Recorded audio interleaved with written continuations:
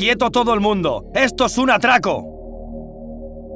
556.657 pesetas. El atraco más grande en España hasta la época. El botín del Banco de España de Gijón era el equivalente a 92.784 jornadas de una obrera textil, o 159.059 días de trabajo de un jornalero andaluz, lo que vienen a ser 254 años delante de un telar o 435 recogiendo patatas a pleno sol. Pero los atracos no siempre acaban bien, y en este caso la peor parte fue para Luis Azcárate Álvarez, el director del banco, que se abalanzó sobre uno de los asaltantes y recibió un disparo en el forcejeo que acabaría con su vida. Los atracadores huyeron en un automóvil. Tampoco acompañó la suerte a los asaltantes, que días después, y tras un tiroteo, serán detenidos al descubrir la policía su refugio. Aunque en este caso la peor parte la tuvo el anarquista Eusebio, que morirá por disparos de la policía. Sin embargo, y pese a la detención de gran parte de los atracadores, muy pocos sabían que estas 556.657 pesetas ya habían llegado a su destino e iban a contribuir a la revolución obrera. Las fotos de los sospechosos salieron en los periódicos de la época. Aurelio Fernández, Gregorio Martínez, García Vivancos, Torres Escartín, y aquí es donde por primera vez pude ver su cara: José Buenaventura Durruti.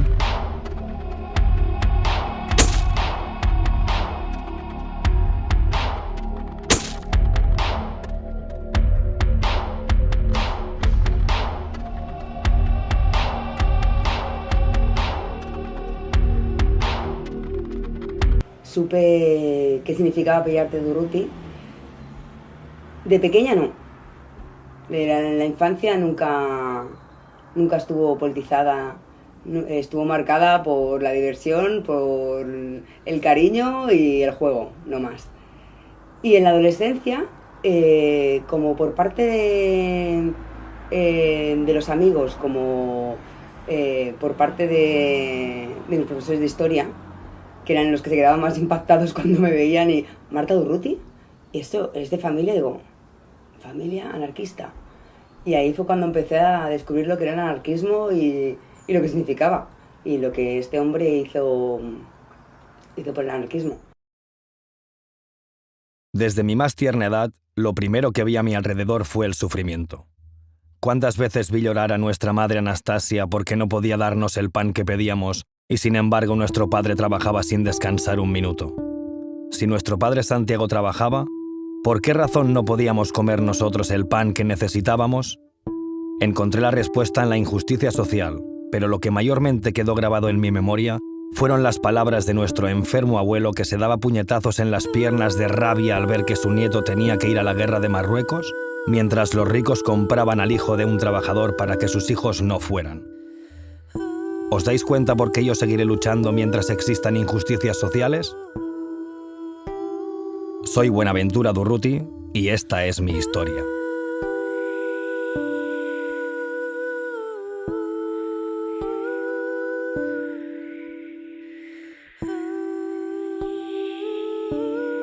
Cada vez que llegaba Durruti a casa, soltaba un pájaro que tenía mi abuelo, el pobre, que era el único juguete que tenía, el pobrecillo mío. Porque a Durruti desde pequeño, no por la filosofía del anarquismo, no, desde pequeño no le gustaban los animales enjaulados, no le gustaban, desde enano. Entonces, una de las cosas por las que sabían que Pepe había estado en casa era porque soltaba el pájaro.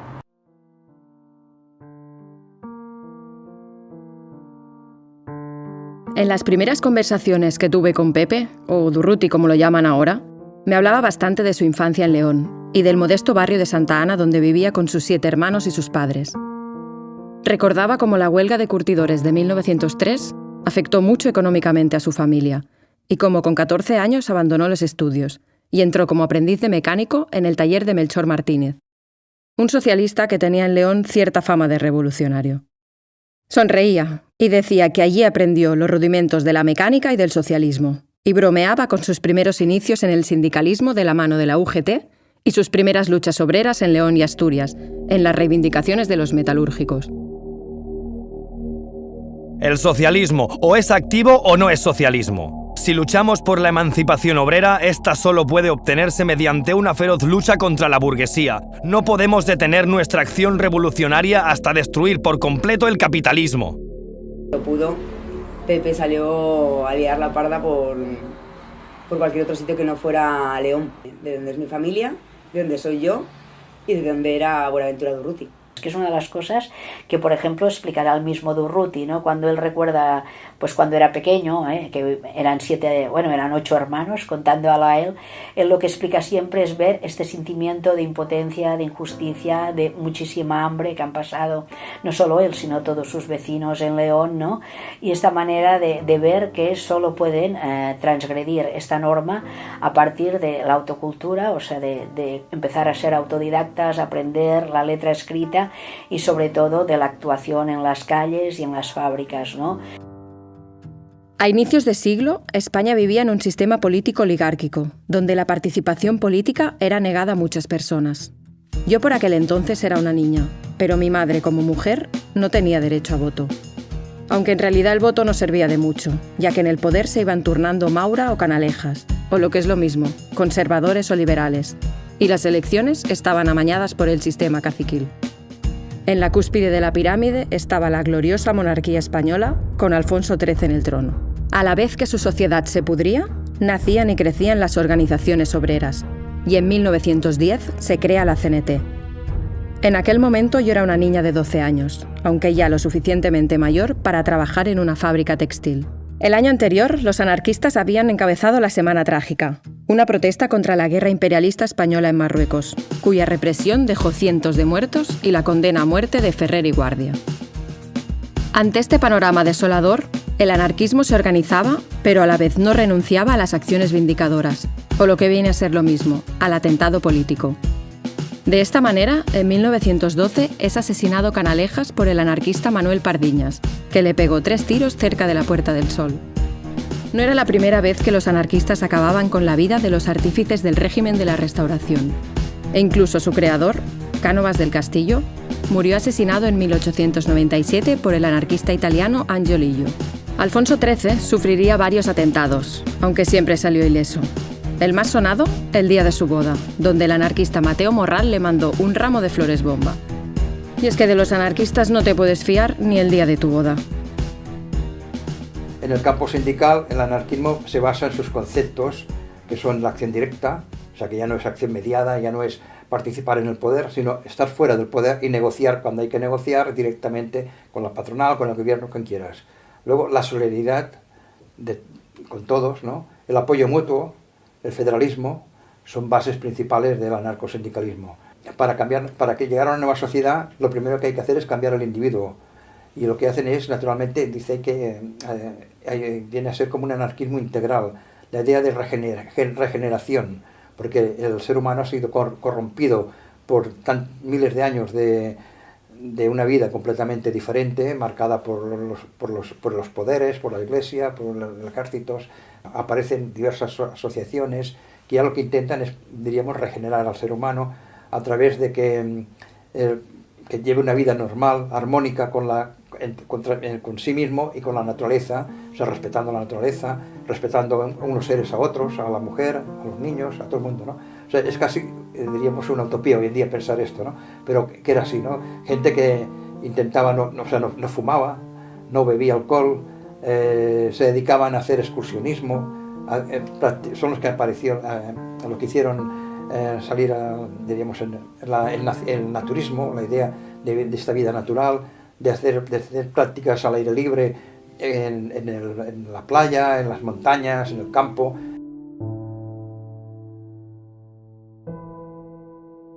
España permaneció neutral durante la Primera Guerra Mundial, y esto había enriquecido a la burguesía, que había vendido material y productos a los diferentes países beligerantes. En la fábrica textil donde trabajaba, no parábamos de coser uniformes de los diferentes países. Daba igual bandos, solo importaba la producción y el mejor precio. Sin embargo, los obreros seguíamos cobrando sueldos de miseria, y una vez acabada la guerra, los precios aumentaron, y con el salario, cada vez costaba más llevar el pan a la mesa. Desde la CNT se llamaba la movilización y la conflictividad social fue en aumento. Y todo desencadenó en la huelga revolucionaria de 1917, donde la CNT y la UGT van de la mano. En un principio él es socialista, porque su primer patrono era socialista y él incluso se inscribe en el sindicato de los socialistas, la UGT.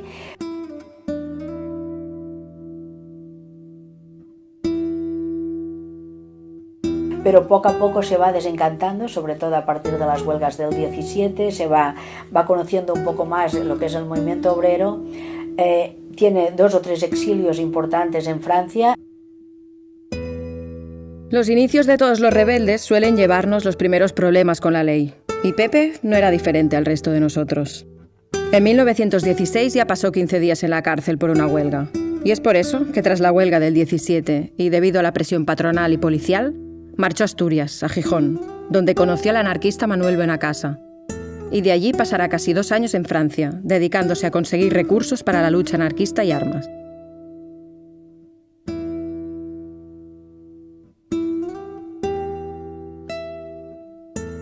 Aunque suene contradictorio para muchos, los anarquistas éramos antimilitaristas, pero muchas veces tuvimos que recurrir a las armas en nuestras luchas, y justo durante su estancia en Francia, Pepe era desertor del ejército. Pocas son las ganas de servir a la patria que yo tenía, pero esas poquitas ganas me las quitó un sargento, quien mandaba a los del reemplazo como si ya estuvieran en el cuartel. Al salir de la oficina de reclutamiento, me dije que Alfonso XIII podía contar con un soldado menos y un revolucionario más.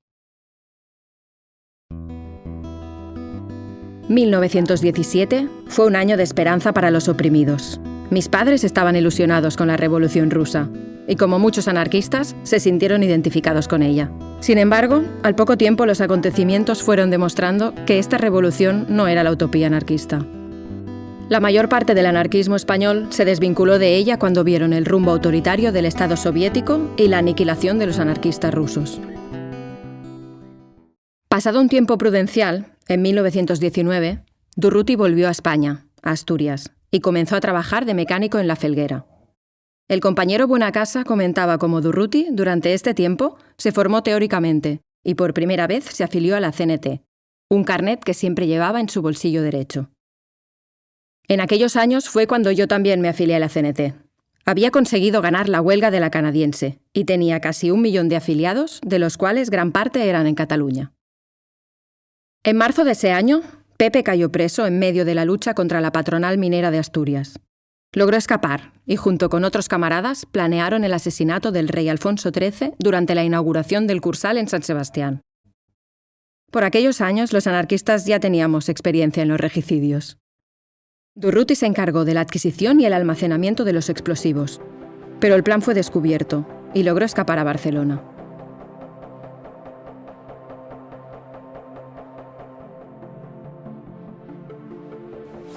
Bueno, Durruti llega a Barcelona, yo creo que llega más o menos al año 2021, no sé, él viene de Zaragoza, porque en Zaragoza ya, él estaba en León, de León fue a Zaragoza, y en Zaragoza ya crearon el grupo Los Justicieros, porque en aquellos momentos ya había el pistolerismo en Barcelona. El pistolerismo se origina después de la huelga de la canadiense. La patronal más intransigente lo que hace es potenciar pistoleros o sicarios para atacar y asesinar a los obreros, ¿no? más reconocidos, que destacan más, ¿no? Durruti se afilió al sindicato, si no voy equivocado, del metal, me parece que era, y entonces es cuando estuvieron, sobre todo se reunían en la calle San Pablo, en el sindicato que había de CNT, y allí donde apareció poco después, allí donde empezó a conocer a los que serían luego, formarían los solidarios.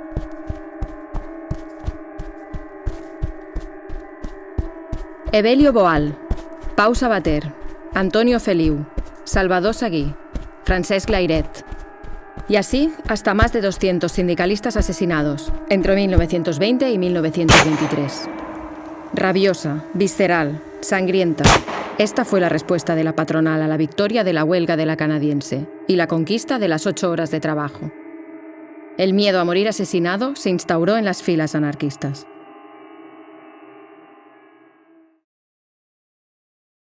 Entonces lo que hay es una contestación libertaria importantísima, la gente se arma porque saben que cualquier noche los pueden venir a buscar, y entonces hay una creación de muchísimos grupos afinitarios que florecen en todas las barriadas industriales de Barcelona, de toda la corona industrial de Barcelona, incluso en poblaciones más alejadas como Sabadell, Terrassa, Reus, etcétera, que también están muy industrializadas. Y precisamente algunos de estos grupos aprenden a armarse. Es curioso porque la mayoría de ellos, como el mismo Durruti, habían sido desertores del servicio militar y entonces tienen que aprender el manejo de las armas, de la famosa STAR, que es la pistola de los sindicalistas. ¿Os acordáis del atraco al Banco de España en Gijón? El dinero ya expropiado sirvió para armar a los grupos anarquistas, en una época donde si eras un conocido sindicalista y no llevabas nada para protegerte, tenías muchas papeletas para acabar en la caja de pino. Nuestro grupo anarquista se formó el año 1923, en circunstancias muy aciagas para nuestro movimiento, muy tristes para toda la clase trabajadora. Dueños casi de la ciudad eran las bandas de pistoleros del Sindicato Libre que patrocinaba la patronal. Las hordas policíacas coadyuvaban a la obra de destrucción de nuestras organizaciones y de nuestros hombres.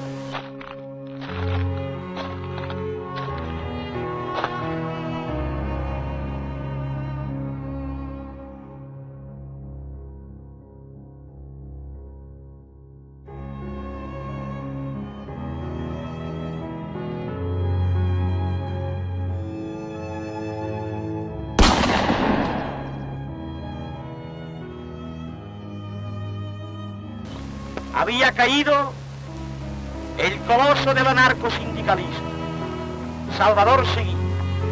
Habían caído viejos militantes, primeros hombres de nuestro movimiento tan espléndido de hoy. Cuando comprendimos nosotros que probablemente pudiera llegar el momento de que fuésemos absolutamente vencidos, nos unimos en aquel momento. Lo que no tengo vergüenza en decir, lo que tengo orgullo en confesar, los reyes de la pistola obrera de Barcelona.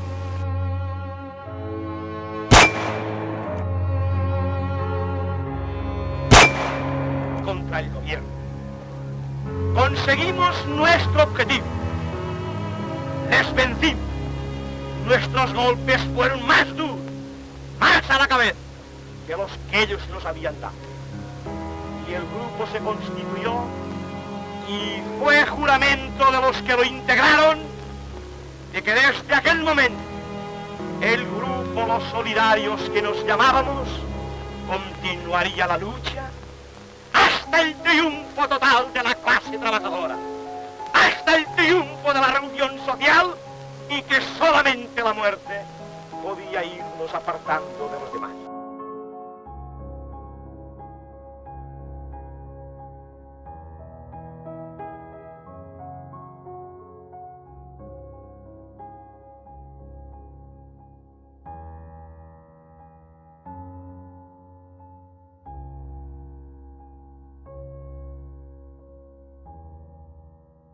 Ya veremos que los Solidarios también es un grupo armado de hombres, casi siempre en aquella época, o sea, el grupo central, digamos, el núcleo del grupo casi siempre lo conformaban hombres, pero el grupo amplio de su alrededor a veces eran las mujeres de ellos mismos, sus hermanas. Por ejemplo, si nos fijamos, Durruti siempre pedirá ayuda a su hermana Rosa, que la ayudará muchísimas veces, que la ayudará a esconder, que le dará toda su solidaridad.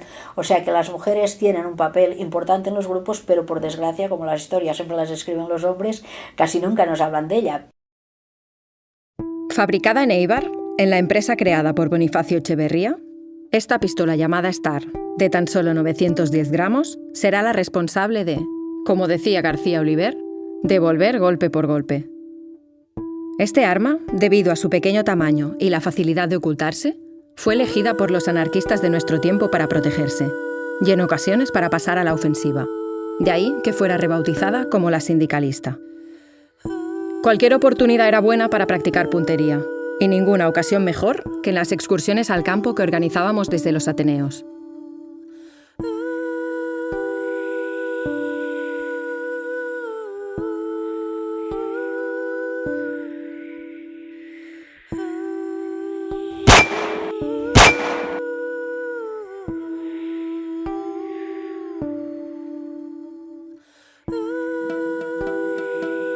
El lema ojo por ojo se hizo realidad, y al asesinato de 200 sindicalistas se respondió con el asesinato de un cardenal, Soldevila, un jefe de la policía, Bravo Portillo, un gobernador, Regueral, unas decenas de miembros del Sindicato Libre y Pistoleros, y el plato fuerte, el presidente del gobierno, Eduardo Dato.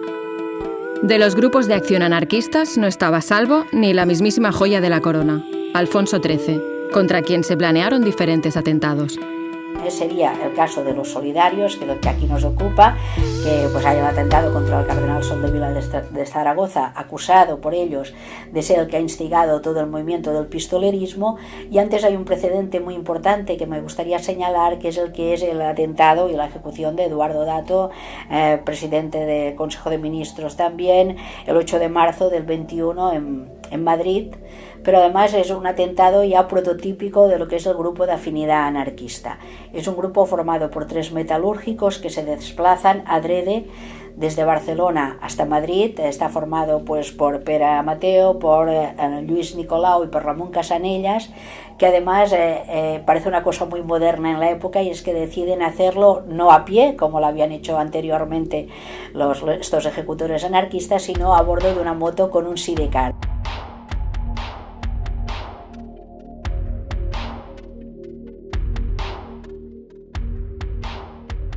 Durante la época del pistolerismo, Durruti, al igual que la mayoría de los anarquistas de acción, combinaba las acciones armadas con su trabajo como mecánico y sus labores sindicales. En el anarquismo, la afiliación había disminuido debido a la dura represión.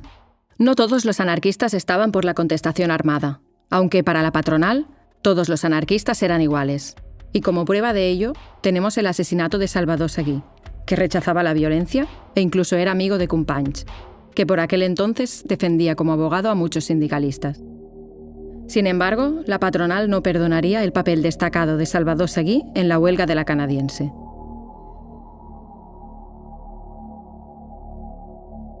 A medianoche del 12 al 13 de septiembre de 1923, el capitán general de Cataluña, Miguel Primo de Rivera, proclamó en Barcelona el estado de guerra y sacó a los militares a la calle, que fueron ocupando los edificios clave de la ciudad, y anunciaba la formación de un directorio inspector militar que tomaría el poder con el beneplácito del rey. A los anarcosindicalistas el golpe nos pilló por sorpresa y muchos cenetistas se limitaron a esperar pasivamente que las autoridades clausuraran sus locales. La CNT estaba agotada por años de represión brutal. La resistencia al golpe fracasó y la nueva dictadura persiguió a la CNT, mientras que la UGT de Largo Caballero no solo será tolerada, sino que colabora con el régimen en las políticas laborales. La CNT desde el año 23, desde la dictadura Primo de Rivera, ha pasado a clandestinidad, y todas las actuaciones se han de hacer a partir de los grupos, en una época donde la represión es bastante cruenta. Y grupos de acción como los que tenía Durruti pues se van naturalmente para Francia, vivirán en París ya también realizan acciones, de aquí pasan a Bruselas siguen haciendo acciones, sobre todo atracos de bancos y tal, para recoger dinero. Algunas veces el dinero que cogían era para darlo a asociaciones libertarias o incluso para publicar la enciclopedia anarquista. Primo de Rivera puso fin a la conflictividad social. En este contexto, algunas nos quedamos en el interior, esperando reorganizar el anarcosindicalismo. Otros militantes, como Durruti y Ascaso, marcharon al exilio francés, desde donde intentarán luchar contra la dictadura de Primo de Rivera mediante incursiones guerrilleras, con el apoyo de grupos opositores como los catalanistas dirigidos por Francesc Macià. Todos los intentos guerrilleros fracasaron. Es posible que esta vez nos equivoquemos y demos con los huesos en la cárcel o paguemos con nuestras vidas. Es posible que después de esta derrota tengamos otras. Pero de lo que estoy seguro es que cada vez que se produce una situación de este tipo, es un acto que nos acerca a la revuelta generalizada y que nuestra acción no es un acto inútil. y de aquí hicieron el salto para América. Entonces en América vivieron también por diversos países, ¿no? En Argentina, estuvieron en Uruguay, en Chile, o sea, recorrieron casi todo, entonces cambiaron el nombre de Solidarios, se llamaron Los Errantes. Vivíamos y actuábamos disgregados. Historia de tres amigos de la dulce libertad. Si se hicieron anarquistas, no fue por casualidad. Buenaventura Durruti, Ascaso y García Oliver, llamados los solidarios que desprecian al poder. Pero hicimos una selección.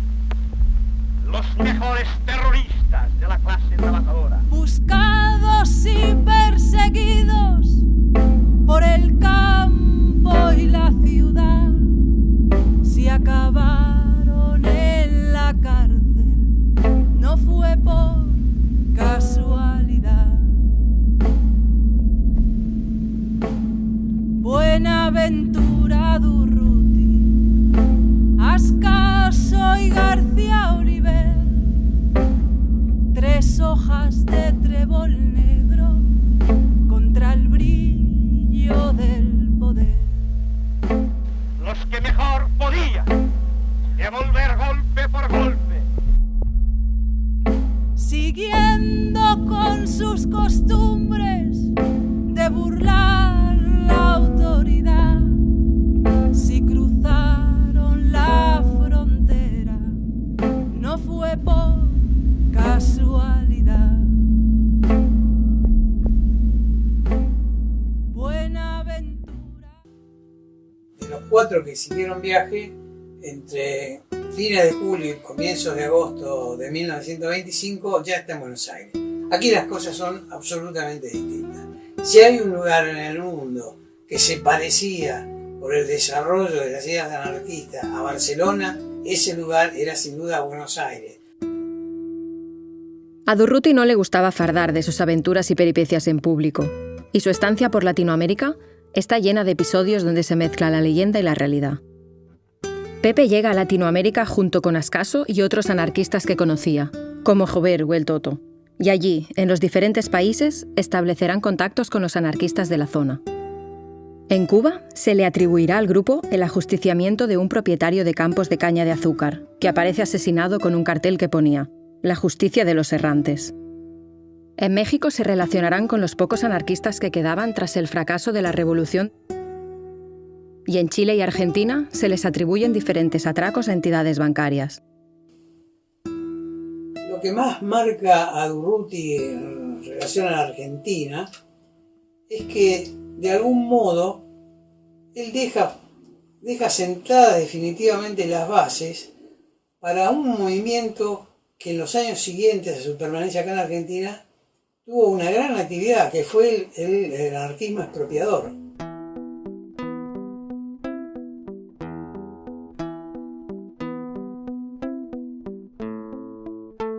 Presionados y buscados por diferentes delitos por las policías de Cuba, Chile y Argentina, los errantes consiguen salir clandestinamente desde el puerto de Montevideo hacia Francia, donde llegan en febrero de 1926.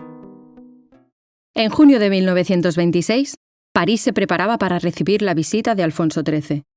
Durruti, Ascaso y algunos anarquistas más se habían propuesto acompañar con un par de tiros los acordes de la Marsellesa, con los cuales la Tercera República recibiría al asesino de Ferrer y Guardia.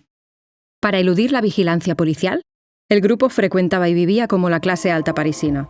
Incluso habían comprado un coche de lujo. A pesar de los esfuerzos por pasar inadvertidos, el 25 de junio, 2 días antes de la llegada del rey de España, son detenidos en París Durruti, Ascaso y Jover, acusados de intento de asesinato hacia Alfonso XIII.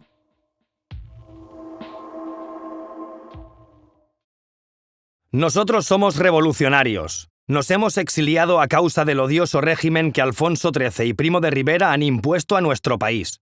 Las armas que hemos comprado estaban destinadas a sostener y defender hasta la muerte al movimiento revolucionario de nuestro país.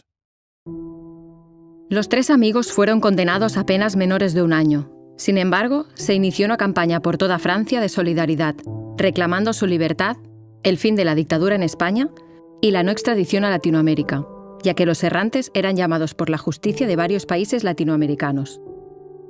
Justo en ese momento había una enorme campaña internacional en el anarquismo para pedir la libertad de Sacco y Vanzetti en Estados Unidos, algo que no se consiguió, y estos 2 anarquistas fueron ejecutados. Aquí podemos ver a Ascaso, Durruti y Jover tras su puesta en libertad. Sus afiladas caras muestran las consecuencias de la huelga de hambre que hicieron como medida de presión. Pero la vida de un anarquista de acción como Pepe no solo es la clandestinidad, la militancia y las expropiaciones, y en ella también hay sitio para el amor, aunque muchas veces este quedaba en segundo plano.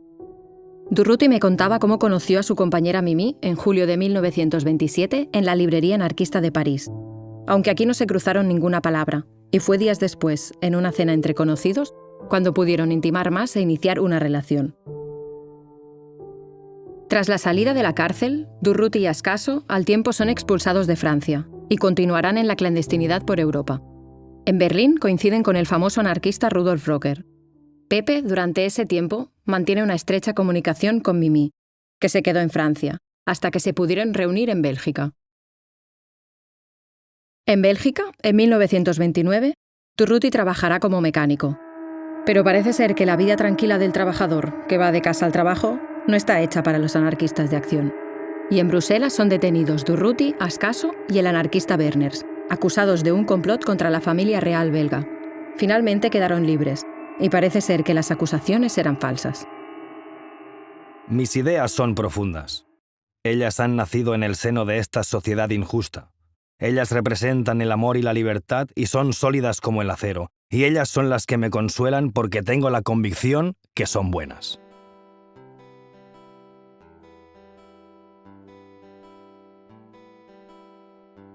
La República llegó de imprevisto tras la victoria en las grandes ciudades de los partidos republicanos. El rey, viendo este panorama, decidió huir y poner fin a la dictadura iniciada en 1923. En Barcelona las calles eran un clamor popular y las celebraciones se alargaron hasta altas horas en muchas cantinas. Por primera vez en nuestras vidas, muchos anarquistas habían votado en estas elecciones, apoyando la candidatura de Esquerra Republicana encabezada por Francesc Macià, ya que desde el periódico Solidaridad Obrera, dirigido por Pestaña, se ensalzó la figura de Macià y no se llamó a la clásica abstención de los anarquistas. Muchos votaron. Otros siguieron en su dogmatismo ideológico y no lo hicieron. Yo, sin embargo, no tuve elección. Era mujer.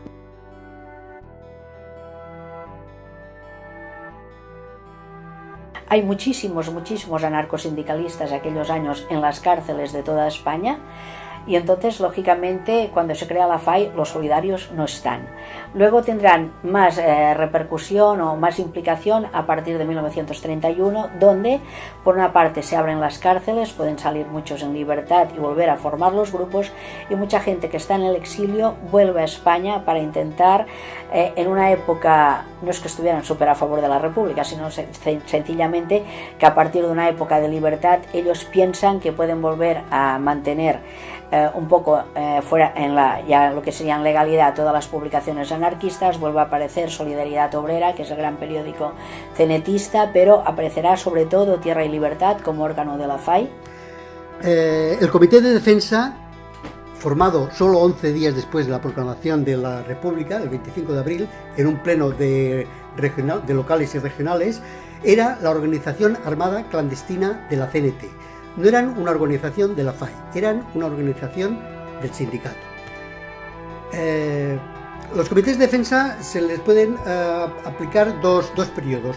El primer periodo va de 1931 hasta 1934 y es el que es cuando se producen las insurrecciones de enero del 32, de enero del 33 y de diciembre del 33. Los comités de defensa son grupos de acción que buscan las armas, están organizados a nivel de barrio, y en determinado momento proclaman la huelga general revolucionaria y proclaman el comunismo libertario en una comarca o en una población, lo cual atrae inmediatamente una brutal represión del Estado y el desarme de esos grupos de defensa. Contesto aprisa a vuestra carta recibida hoy. Comprendo vuestra impaciencia por abrazarme, y yo también tengo ese deseo, pero en estos momentos me es imposible salir de Barcelona. Todos los días participo en mítines, reuniones y debo atender mis responsabilidades sindicales. No veo por el momento cuándo podré ir a León. La vida de Durruti y de los anarquistas durante la República tuvo una gran intensidad política.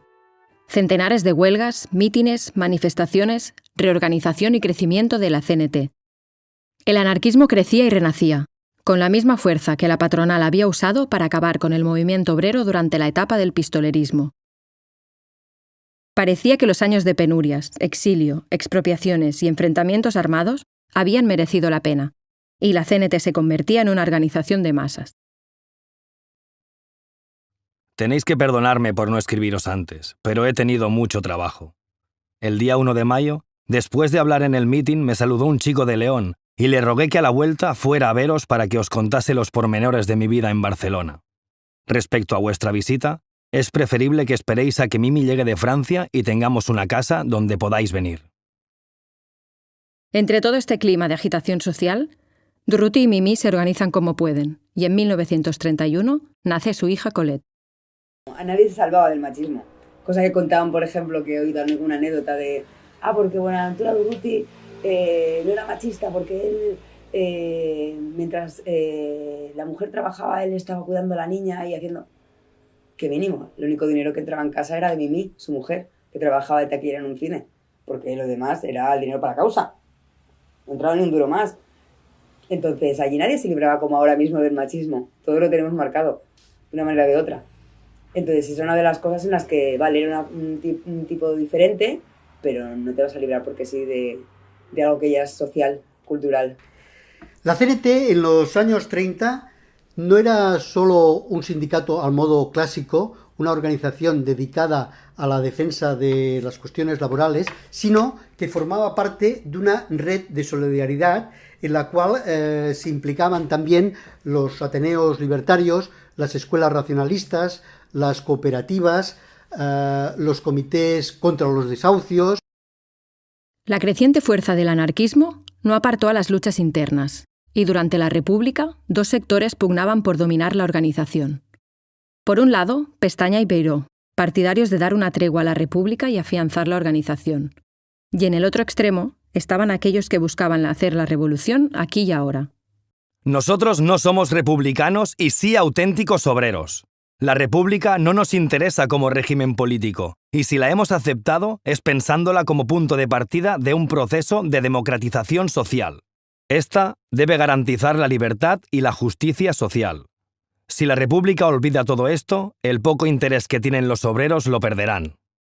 Se producen ocupaciones de fincas masivas por parte de los campesinos que, podríamos decir, intentaban hacer la reforma agraria en serio, ¿no? Porque la reforma agraria del gobierno de la República, aunque el bienio negro la había paralizado y la había demonizado, era una reforma agraria a cuentagotas, ¿no? O muy timorata, por decirlo sencillamente, ¿no? Se calcula que con los ritmos de expropiación y de reparto de lotes que se había iniciado esa reforma agraria, hubieran necesitado 100 años para resolver el problema de la tierra en España. Durruti pertenecía a este sector, que en Cataluña dominó la CNT, y se intentaron varias insurrecciones armadas contra la República. La mayoría fueron un fracaso, y apenas contaron con la participación de los cientos de miles de cenetistas de todo el Estado. Durruti tenía una confianza brutal en la revolución, y al igual que Bakunin, creía que ésta podía llegar de manera espontánea y de la forma más inesperada. La realidad supuso un jarro de agua fría. Las insurrecciones fueron barridas por la represión, y en Cataluña la Generalitat clausuró los sindicatos. Estamos viviendo igual que cuando vivíamos con la dictadura. Nada ha cambiado. La misma burocracia, los mismos jefes militares, la misma policía. La política de la clase obrera no tiene más parlamento que la calle y la fábrica, ni más camino que la revolución social. El 18 de enero de 1932, en la comarca minera del Alt Llobregat, Los mineros de Fígols y Sallent, sindicados en la CNT, declararon abolida la propiedad privada y el dinero y proclamaron el comunismo libertario.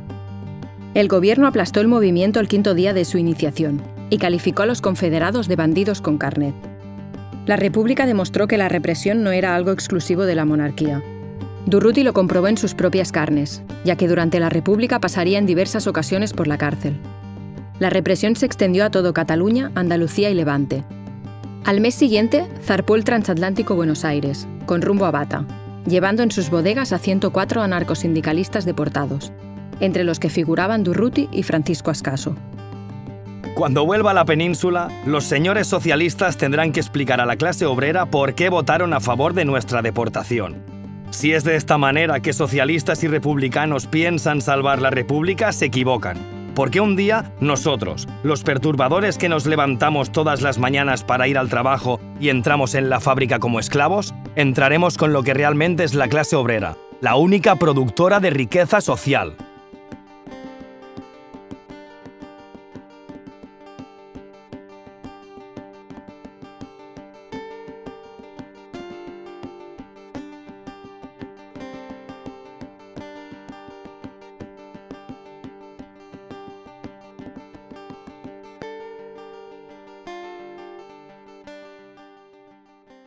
La guinda de la represión republicana contra los anarquistas la pusieron los sucesos de Casas Viejas, en enero del 33, donde una revuelta anarquista de este pueblo gaditano acabó con el asesinato de 19 hombres, 2 mujeres y un niño. Azaña había pasado de ser un progresista, que creía en la educación como arma de transformación, a un responsable político que optó por la sangrienta represión para acabar con esta revuelta.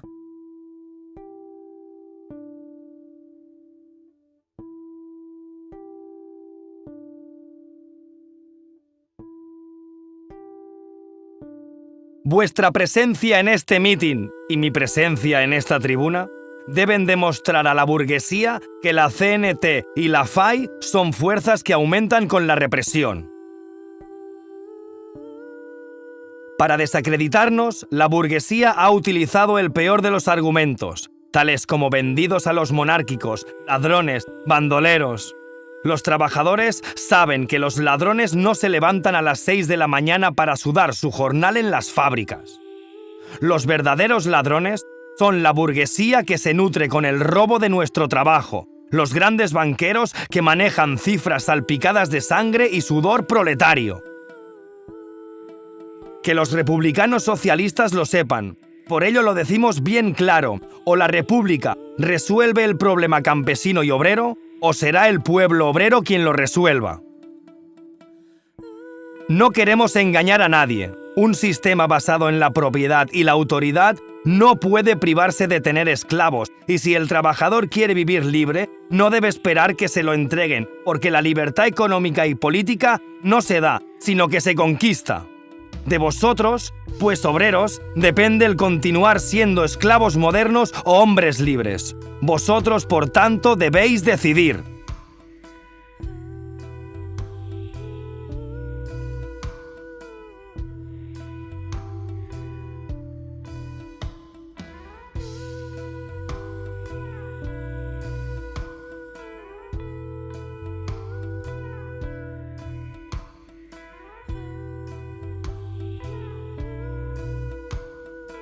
La conflictividad social en la República iba en aumento, y en octubre de 1934, la UGT y la CNT planean una huelga revolucionaria para intentar frenar la entrada en el gobierno de la Ceda de Gil Robles, un partido de derechas no republicano.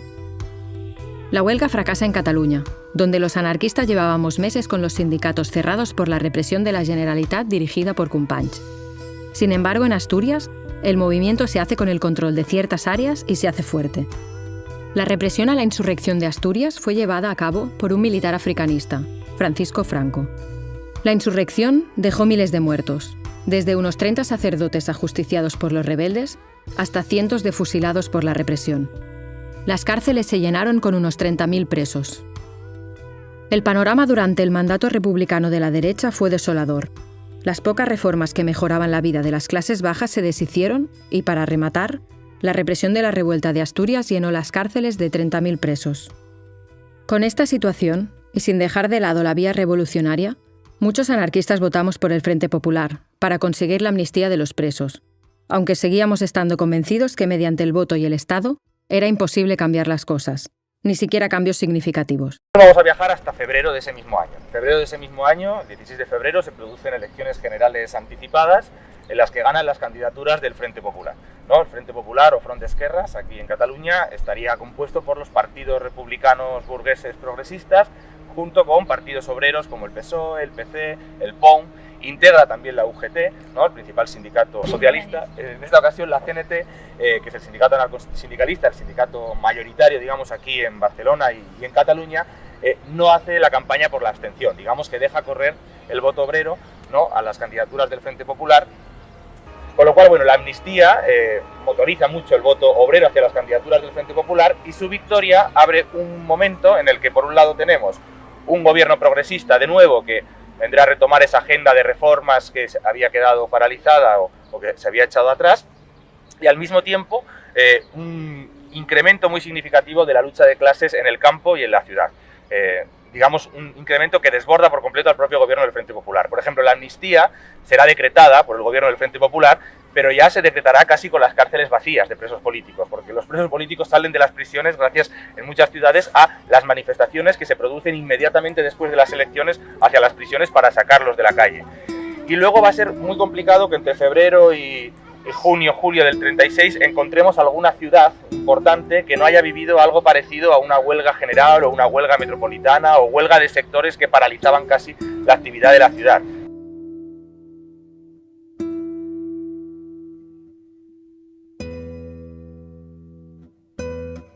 El 19 de julio, pues la CNT y el movimiento libertario sabía que se estaba preparando algo y estaban a la guay, ¿no? Estaban ya de aquella misma noche, ya estuvieron haciendo guardia en ateneos, sindicatos, ya vigilando los cuarteles. El golpe militar era un secreto a voces. En Barcelona y Cataluña, los anarquistas habíamos formado los comités de defensa para hacer frente a los militares. Los años de experiencia en enfrentamientos contra la patronal y el Estado tenían que servir para algo. Y en estos grupos la mayoría de sus componentes estaban familiarizados con el uso de las armas. Ante la negativa de la Generalitat de armar a los sindicatos, los comités de defensa comienzan a conseguir armas y se asalta un buque del puerto. La Generalitat, ante esta situación, da la orden de confiscar las armas a los anarquistas, demostrando que tenían más miedo de una revolución anarquista que del golpe militar. En una noche de sábado prostibulario se inició la más grandiosa gesta revolucionaria que recordará la historia. Hacía varias noches que la organización confederal y anarquista velaba pistola en mano, preparados y decididos todos sus miembros a responder debidamente a toda intentona fascista. Y cuando salieron de la cárcel, de los cuarteles, ya sea del Bruc o de San Andrés, donde fuera, estaban tan preparados que todas las sirenas de las fábricas empezaron a sonar. Estaba claro que estaban organizados, ¿no? Que estaban preparados para ser, o sea, era una llamada al combate.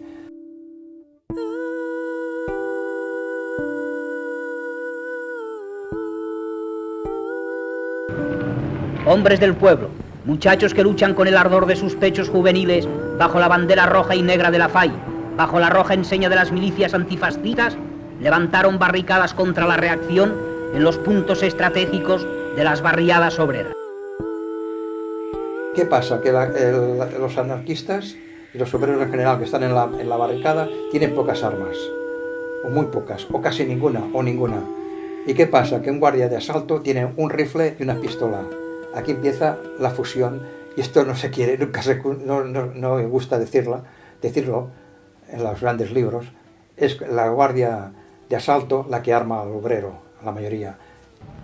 Otros reductos de los facciosos, de los que traicionaron su patria y mancillaron su uniforme, son atacados en avalancha bravamente por las milicias proletarias y por las fuerzas adictas al gobierno.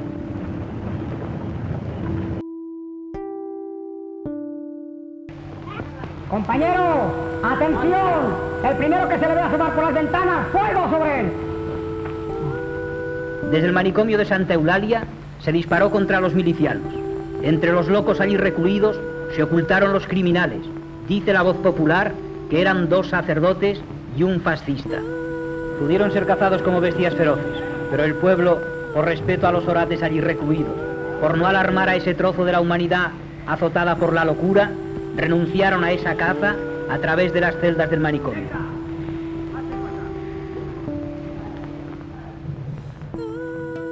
La Guardia Civil no combate en Barcelona el 19 de julio, sino que se dedica fundamentalmente a ir a visitar los focos de resistencia para convencer a los fascistas que se habían atrincherado en algunos edificios de que se rindieran, ¿no?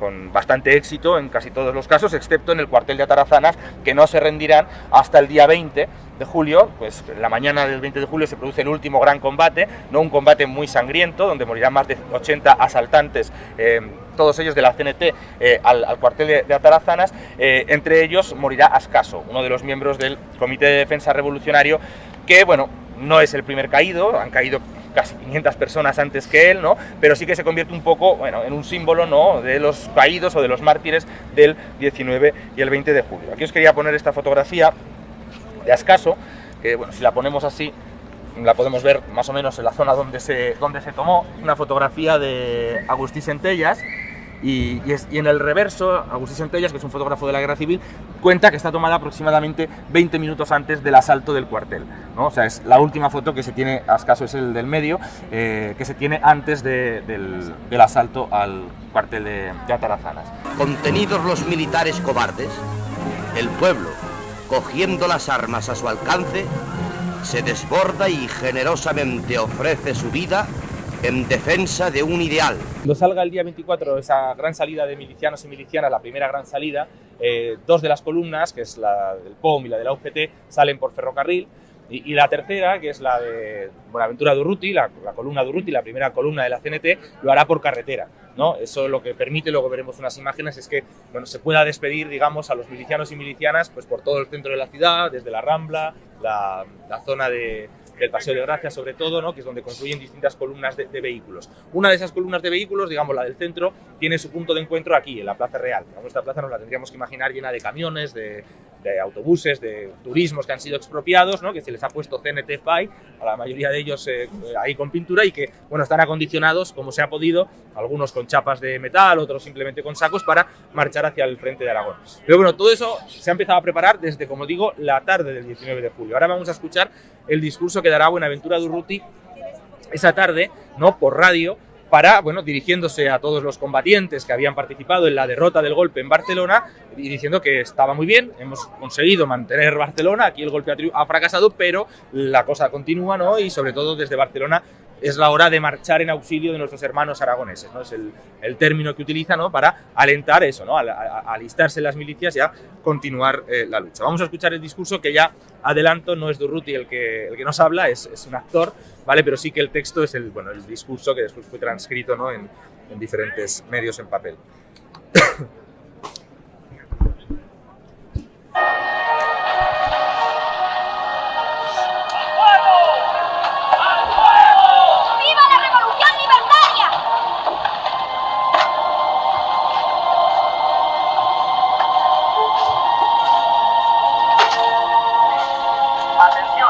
Atención, desde Barcelona y a través de los micrófonos de EAJ15 os habla Buenaventura Durruti.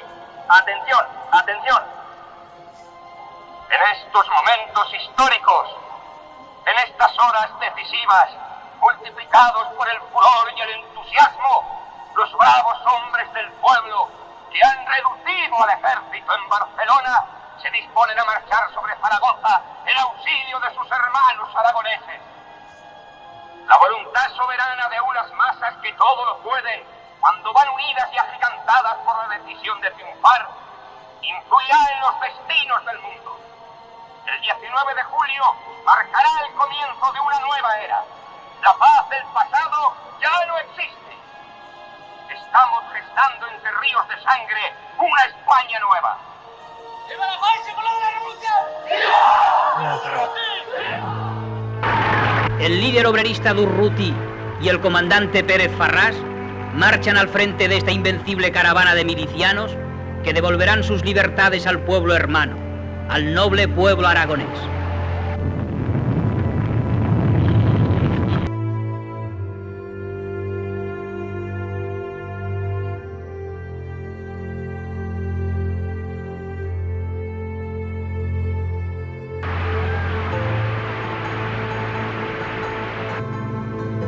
Junto a los muchachos de pecho firme, las jóvenes milicianas, bellas y gentiles bajo su atuendo de guerra, levantan los puños prolongados por las pistolas a la par que sus indómitos corazones. Nadie podrá sorprender en la actitud de estas valientes muchachas ni en el gesto de estos bravos mozos el más leve titubeo, la más tenue sombra de miedo. Por el contrario, su gesto es sereno, su actitud resuelta, sin el menor asombro de fanfarronería. El ideal que se enciende en sus pechos les sirve de coraza resistente, antes de caer en las garras del fascismo, la muerte como liberación. Por primera vez la mujer se incorpora con todos los derechos a lo que es la lucha armada, sale de sus casas para ir a combatir. Urruti se convierte en una gran figura del anarquismo, ya lo era, pero los hechos de Barcelona le convierten evidentemente en un caudillo, podríamos decir, de las clases obreras, en un líder, ¿no? En una persona que acaudilla a todo el mundo y que hace que todo el mundo quiera ir con él, la primera columna que sale tienen que parar y decir, no, ya haremos más columnas porque esta ya está a tope, no tenemos más armas tampoco, no tenían más armas. Y se convierte realmente en esto, en un dirigente, en una persona, pero que podríamos decir que es un dirigente antidirigente, tampoco él hace vida de normal como los otros, no quiere ser más que nosotros. El pueblo, niños, mujeres, hombres, saludan alborozados a los presos libertados por la revolución.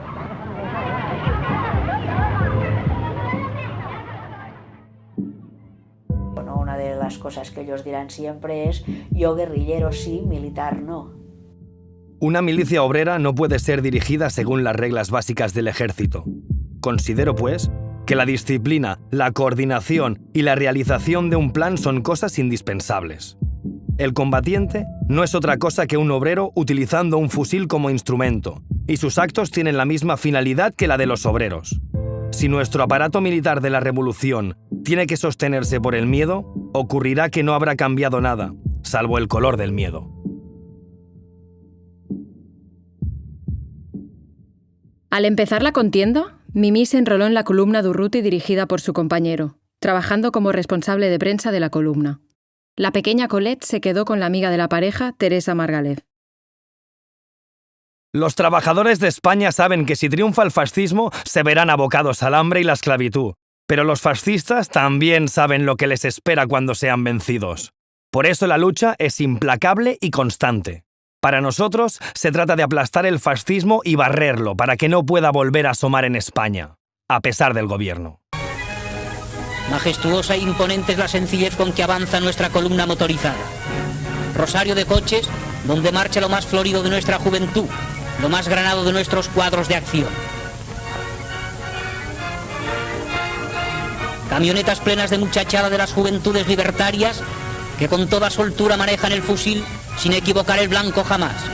Bravos camaradas, en cuyos pechos arde la llama de la valentía y del coraje. La columna de Urruti, como las otras columnas que salen para allí, se van a encontrar con un problema, que llegarán a las puertas de Zaragoza, pero no podrán entrar porque se encuentran sin armas, porque no reciben armas de la República, porque todas las armas las que llegarán de Rusia y tal, llegan al puerto de Valencia y son entregadas a los regimientos del Partido Comunista, de la República, no a los milicianos de la CNT.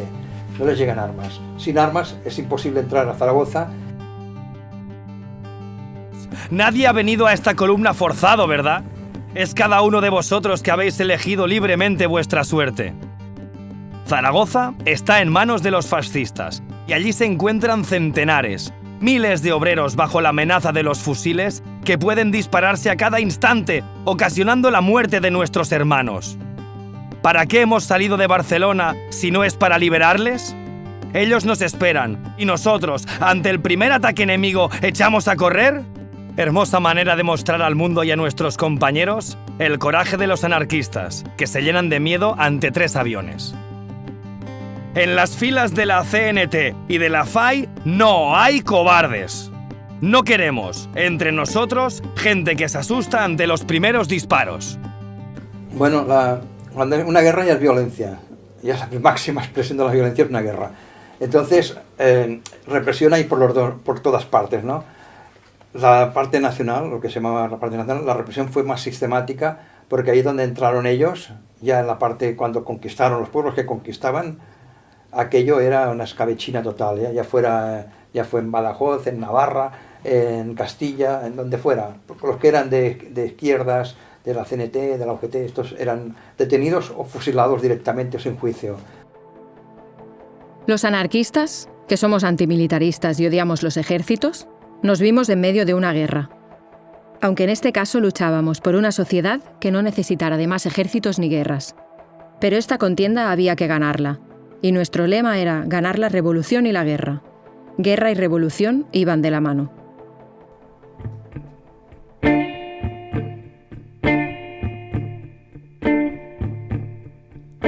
Dicen que la patria es un fusil y una bandera.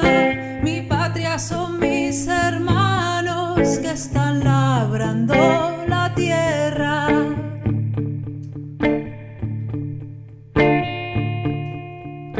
Mi patria son mis hermanos que están labrando la tierra, mientras aquí nos enseñan cómo se mata en la guerra.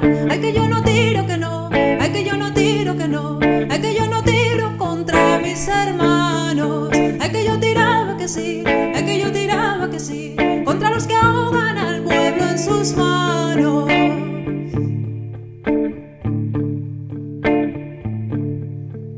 Nos preparan a la lucha en contra de los obreros. Mal rayo me parta a mí si ataco a mis compañeros.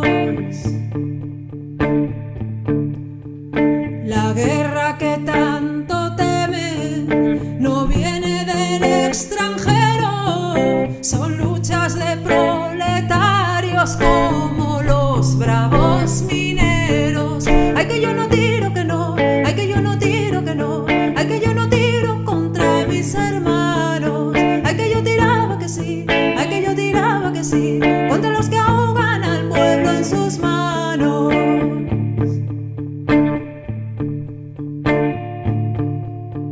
Si mi hermano se levanta, estando yo en el cuartel, cojo el fusil y la manta y me echo al monte con él. Oficiales, oficiales, tenéis mucha valentía.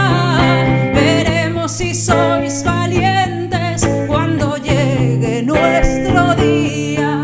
Ay, que yo no tiro, que no, ay, que yo no tiro, que no, ay, que yo no tiro contra mis hermanos. Ay, que yo tiraba que sí, ay, que yo tiraba que sí, contra los que ahogan al pueblo en sus manos.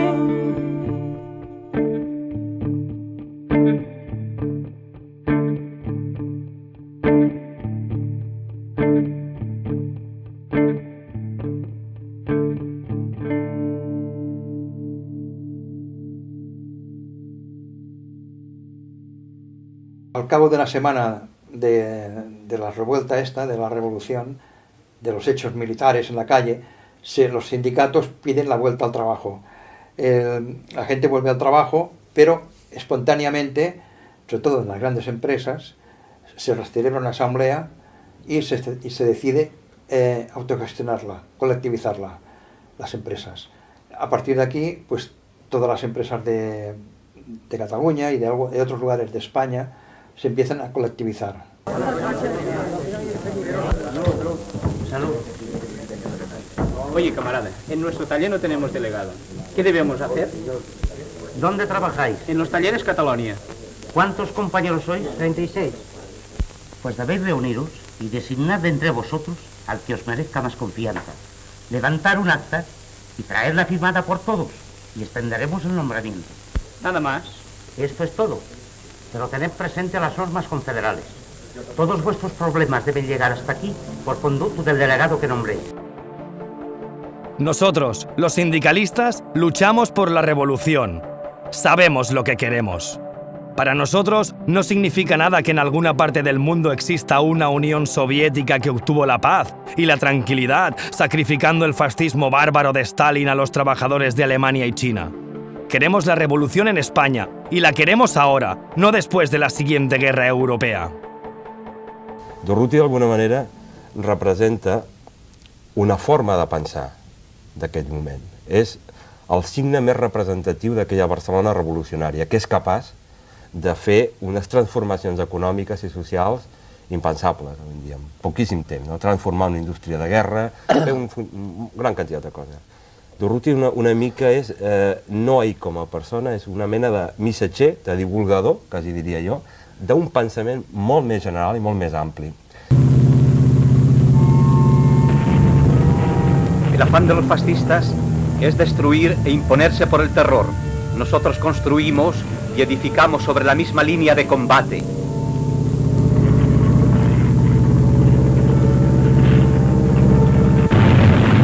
Si el proletariado español no hubiese tenido que enfrentarse con los gobiernos criminales del fascismo internacional, solo unas horas hubieran bastado para sofocar la insurrección de los militares traidores. El afán de los fascistas es destruir e imponerse por el terror. Nosotros construimos y edificamos sobre la misma línea de combate.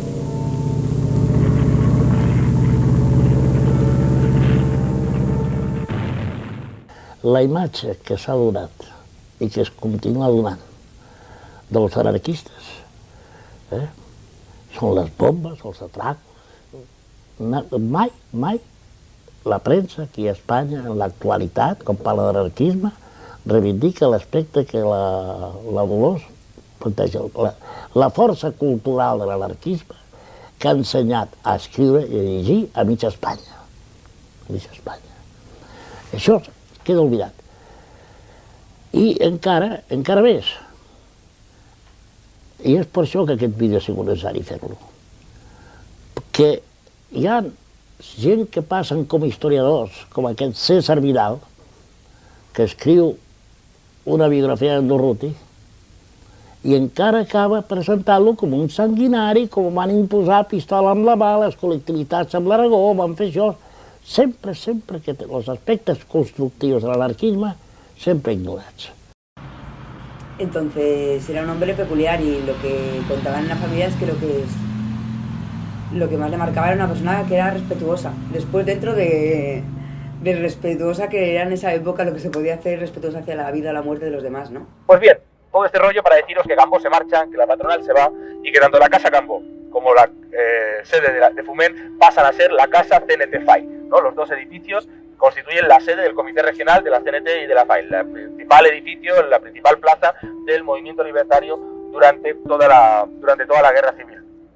Fue muy útil la toma de este edificio porque, por ejemplo, ahí se encontraron los archivos de la patronal, ¿no? Y ahí se pudo encontrar documentación y pruebas de toda la labor de la patronal durante los años 20 y también los 30 de contratación de pistoleros sindicales, ¿no? De pistoleros del Sindicato Libre, del Sindicato Amarillo, ¿no? Que se dedicaban a asesinar a dirigentes obreros, a dirigentes huelguistas. Siempre hemos vivido en barracas y tugurios. Tendremos que adaptarnos a ellos por algún tiempo todavía. Pero no olviden que también sabemos construir. Somos nosotros los que hemos construido los palacios y las ciudades en España, América y en todo el mundo. Nosotros, los obreros, podemos construir nuevos palacios y ciudades para reemplazar a los destruidos. Nuevos y mejores. No nos dan miedo las ruinas. Estamos destinados a heredar la tierra. De ello no cabe la más mínima duda. La burguesía podrá hacer saltar en pedazos su mundo antes de abandonar el escenario de la historia. Pero nosotros llevamos un mundo nuevo en nuestros corazones y ese mundo crece a cada instante. Está creciendo mientras yo hablo con usted.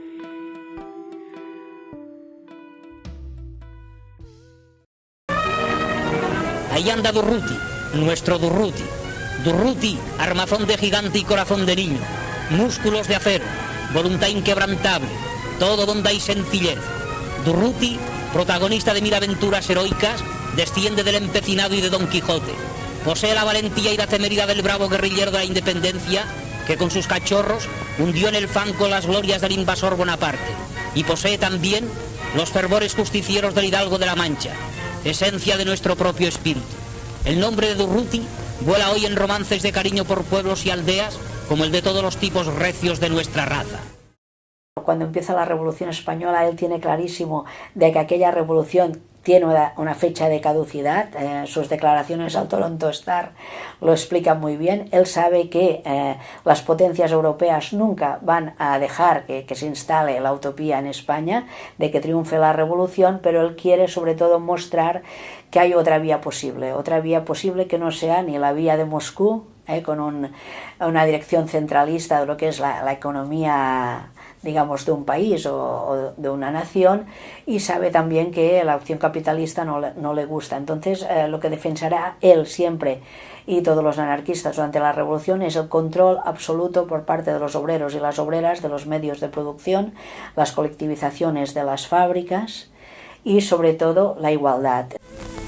Pina de Ebro dista mucho de ser jauja, pero la vida se está organizando sobre nuevas bases anticapitalistas y garantía más máxima de esta transformación, más que los ejércitos, fáciles de enfrentar luego contra el pueblo, son los cañones campesinos que disparan a voleo un trigo libre de caciques y especuladores sin conciencia.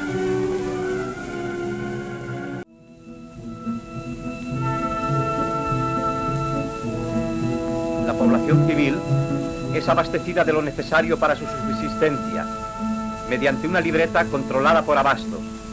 A cambio de esto, la prestación de cualquier trabajo o servicio que la guerra exija es voluntario y basta con que se soliciten los elementos necesarios para contar con ellos gratuitamente. No pueden darse casos abusivos y jugadas como las que hemos contemplado en Barcelona, al estar efectuada la distribución en forma equitativa, igual para todos y sin privilegios ni ganancias monetarias para nadie.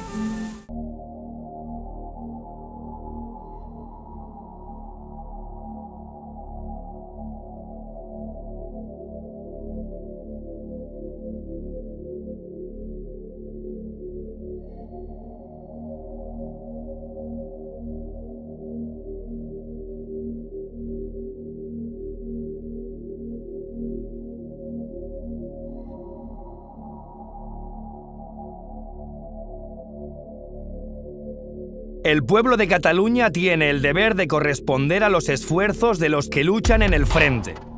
No tendrá más remedio que movilizarse todo el mundo, y que no crean que se han de movilizar siempre los mismos. Si los trabajadores de Cataluña han de asumir la responsabilidad de estar en el frente, ha llegado el momento de exigir del pueblo catalán el sacrificio también de los que viven en las ciudades. Es necesaria una movilización efectiva de todos los trabajadores de la retaguardia, porque los que ya estamos en el frente queremos saber con qué hombres contamos detrás de nosotros.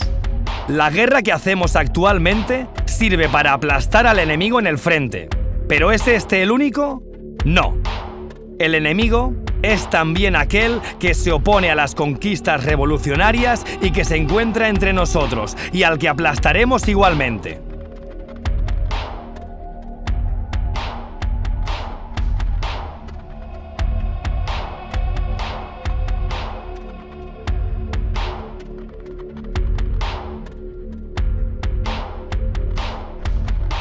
Estad tranquilos, en el frente no hay ningún caos, ninguna indisciplina. Todos somos responsables y conocemos el tesoro que nos habéis confiado. Dormid tranquilos.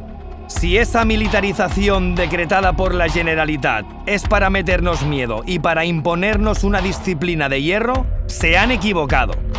Vais equivocados, consejeros, con el decreto de militarización de las milicias. Porque somos conscientes de cumplir con nuestro deber. Cuando el frente de Aragón quede más o menos estabilizado, Durruti va a ser llamado con 2.000 de sus milicianos a bajar a Madrid para participar en la defensa de Madrid, ¿no? Que ya está siendo sitiado por el ejército franquista y está empezando a sufrir los bombardeos y demás.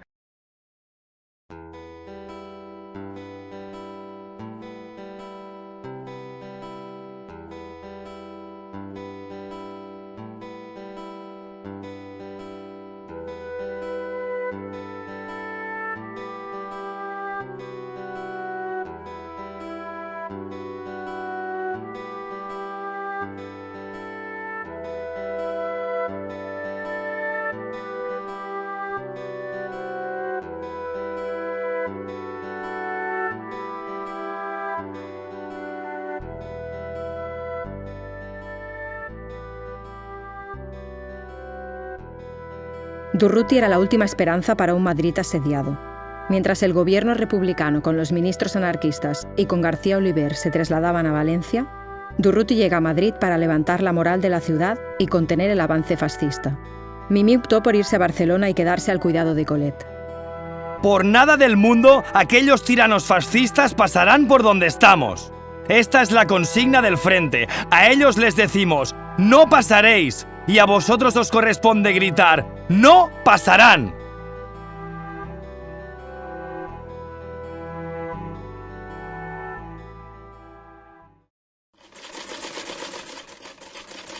Recuerdo aquel día como si fuese ayer.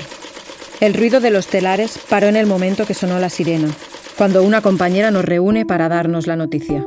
Durruti ha muerto. Me quedé paralizada. Por un tiempo habíamos pensado que era inmortal. A pesar de no creer en los líderes, su figura se había convertido en un representante de la revolución. El 19 de noviembre de 1936, un disparo fascista desde las ventanas del hospital clínico impactó en el cuerpo de Durruti. Esta fue la versión oficial. Durruti, herido, fue trasladado rápidamente a las dependencias del Hotel Ritz, transformado en el Hospital de las Milicias Confederadas de Cataluña, y falleció a las 4 de la mañana del día siguiente, tan solo 4 meses después de haberse iniciado el conflicto. El mayor acto fúnebre que jamás había presenciado. Así fue el funeral de Durruti en Barcelona. Las palabras del periodista Kaminsky lo explican perfectamente.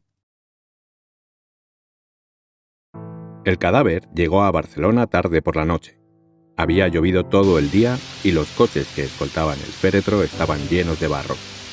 La bandera rojinegra que cubría el coche fúnebre estaba sucia. En la casa de los anarquistas, que antes de la revolución había sido la sede de la Cámara de Industria y Comercio, los preparativos ya habían comenzado el día anterior. El vestíbulo había sido transformado en capilla ardiente. Miles de personas desfilaron ante el ataúd de Durruti durante la noche. Esperaron bajo la lluvia, en largas filas. Su amigo y su líder había muerto. El entierro se llevó a cabo al día siguiente por la mañana. Desde el principio fue evidente que la bala que había matado a Durruti había alcanzado también al corazón de Barcelona.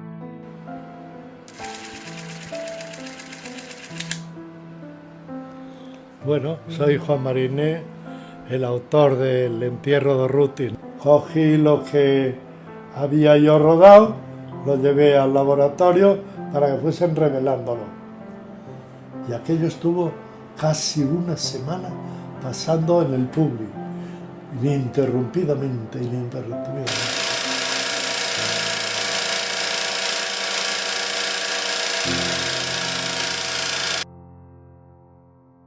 Se calcula que 1 de cada 4 habitantes de la ciudad había acompañado su féretro, sin contar las masas que flanqueaban las calles, miraban por las ventanas y ocupaban las azoteas e incluso los árboles de las ramblas. El comienzo del funeral había sido fijado para las 10, y 1 hora antes era imposible acercarse a la casa del Comité Regional Anarquista. Barcelona entera estaba en la calle. No quedó nadie en casa.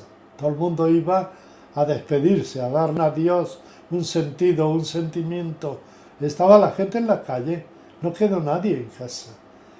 Los obreros de todas las fábricas de Barcelona se habían congregado. Se entreveraban y se impedían mutuamente el paso. A las 10:30, el ataúd de Durruti, cubierto con una bandera rojinegra, salió de la casa de los anarquistas, llevado en hombros por los milicianos de su columna.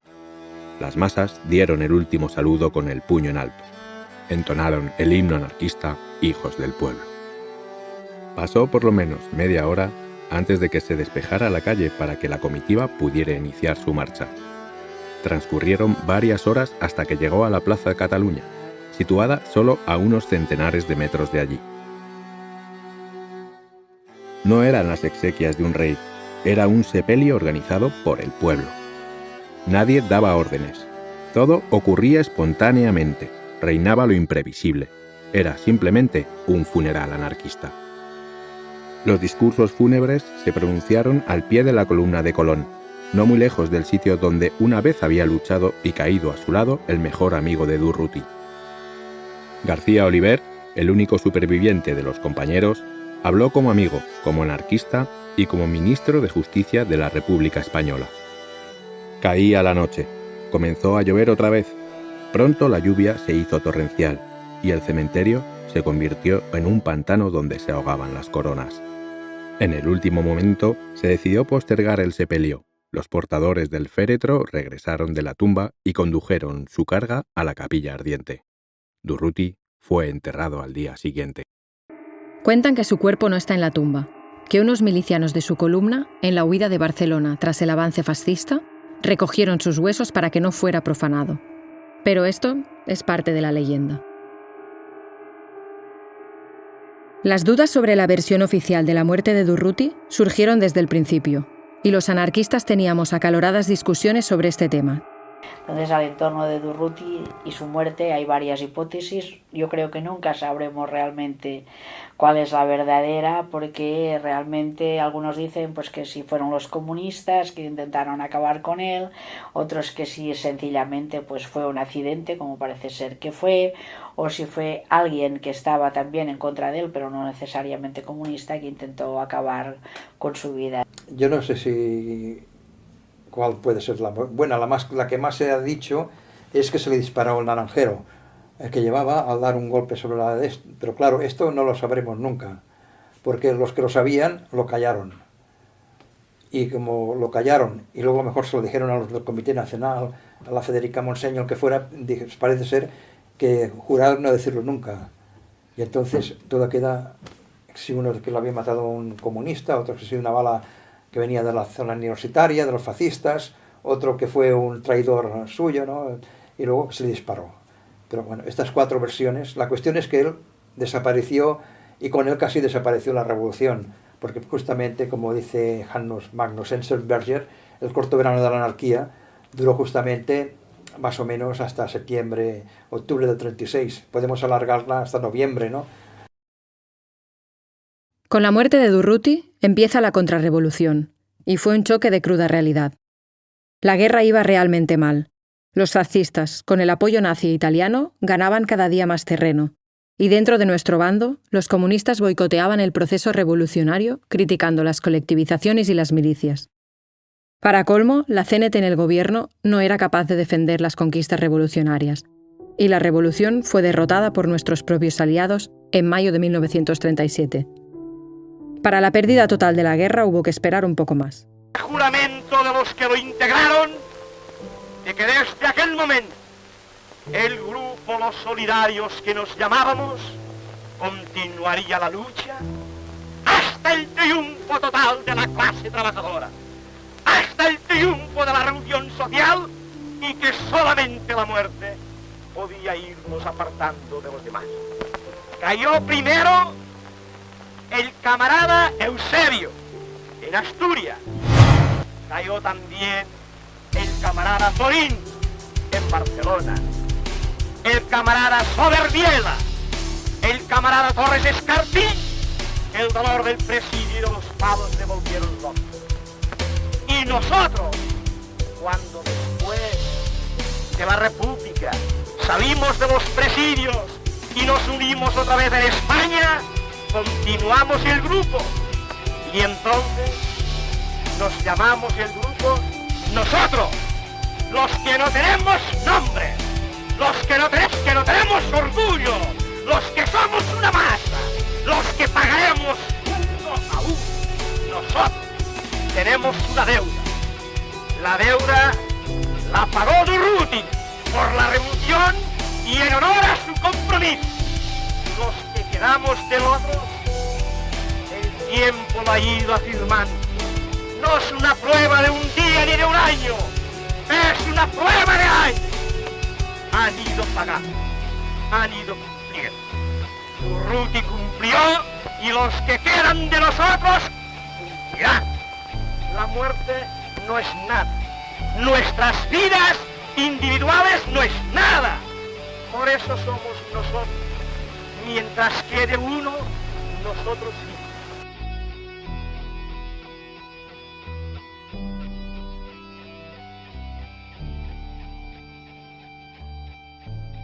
La familia de Durruti, como la mía, cruzamos la frontera pirenaica para exiliarnos en Francia tras la victoria franquista.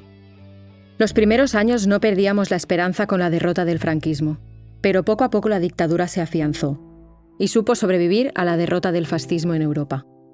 El exilio y la derrota nos hizo vivir constantemente con el recuerdo melancólico de un tiempo donde el ideal anarquista estuvo muy cerca de ser una realidad. Esa sensación me acompañará toda la vida. Estas son las manos de Colette. El busto de Durruti, que le realizaron en bronce tras su muerte, es el recuerdo más preciado que tiene de su padre, junto con unas pocas fotos. Colette no supo mucho de las andanzas de su padre hasta que fue mayor, ya que el miedo a la represión hizo que Mimi, para protegerla, no le hablara mucho de ello.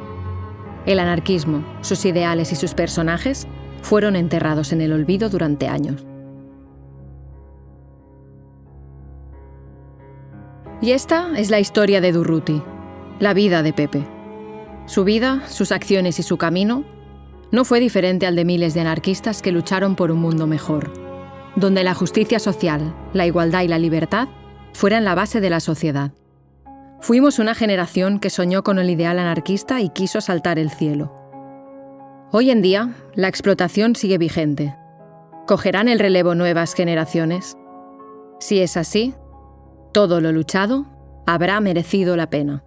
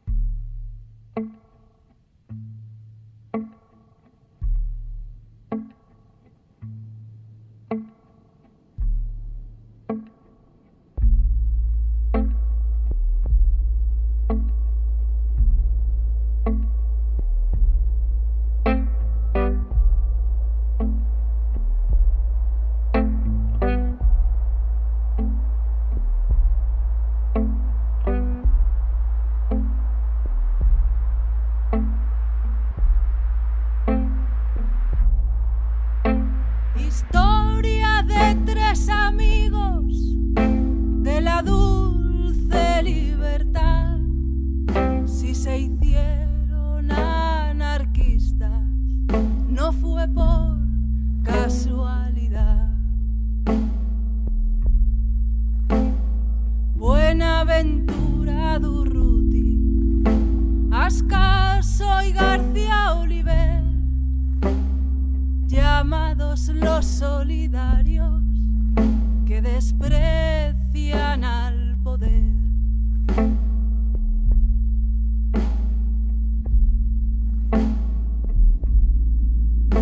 Buscados y perseguidos por el campo y la ciudad, si acabaron en la cárcel, no fue por casualidad. Buenaventura Durruti, Ascaso y García Oliver, tres hojas de trébol negro contra el brillo del poder.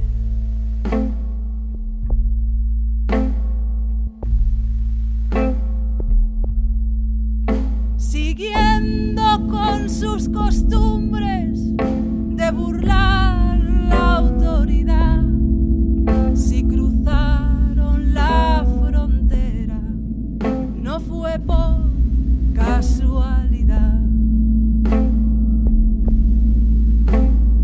Buenaventura Durruti, Ascaso y García Oliver, la negra sombra del pueblo contra el brillo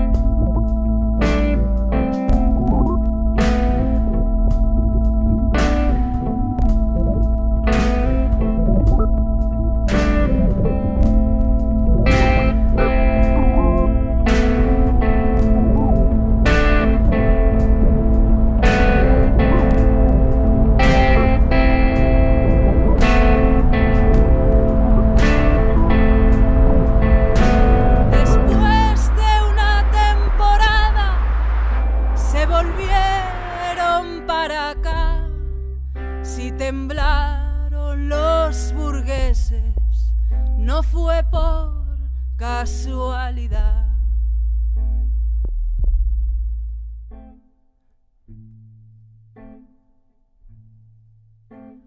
Buenaventura Durruti, Ascaso y García Oliver, 3 balas negras de plomo apuntando hacia el poder.